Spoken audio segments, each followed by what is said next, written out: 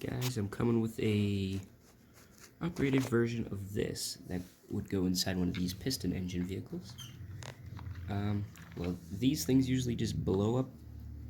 I don't want to like wreck any of my Legos with super glue, so I made a different design. This right here, way bigger valves. Like, you can tell the difference between the holes, and I've tested it.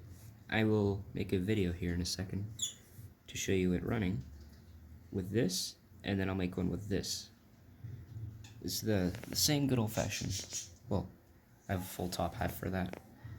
Like, you'll see the difference. Even though this is just flat, and this one has like that side for valve, it still valves with this one here. And here, look, just in case you don't know what this is. You only have to have one single connection here. See this one? If you try to do two, it sort of slants it off like that and stuff. So if you do one, and it sort of, it fits almost perfectly. And in case you guys didn't know, this is filed down pretty, like a lot. It's been filed down just so it fits the dimensions of this. So you just take one of these pieces here, like a normal one, and when you stick it on here, make sure it sort of lines up pretty good. And when you stick it on, you'll be able to see there's a slight gap between how much you need to file until it's about the same wide as the normal pieces. I've kept it just slightest amount, like, I think it's equal right now. And it runs really nicely. Now let's get to running it. Okay, I have the stock one in, or what you could say, the carburetor that I used to use here. I will start it up in a second here. I gotta set up the camera. Okay, we're gonna test it now. If you can see everything here. It's a good old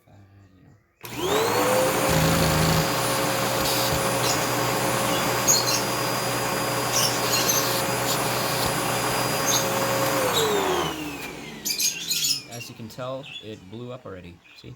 I'm rotating the piston and nothing's happening, so I have to push it down and reconnect it. And if you don't want that, you can put this bad boy in.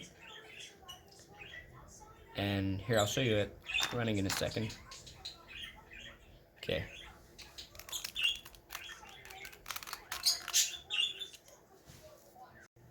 Make sure you guys like and subscribe before I show you guys it running.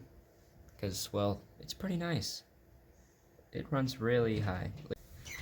Okay, I've got it installed now. I'm gonna run it in a second now.